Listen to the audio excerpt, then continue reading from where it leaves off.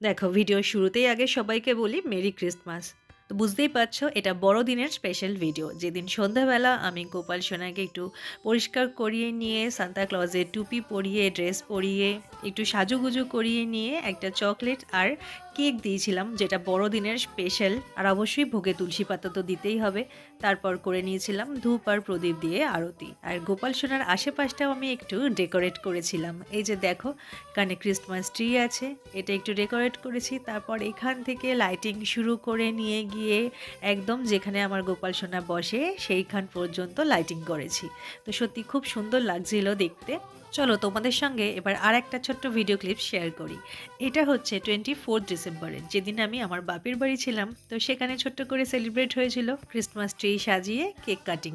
ব্যাস ছোট্ট একটু সেলিব্রেশন আর কি। সেলিব্রেশন ছোট হলেও বাচ্চারা কিন্তু এতেই ভীষণ খুশি হয়। তো ব্যাস এই ছিল নিজের মতন করে একটু আনন্দ করা।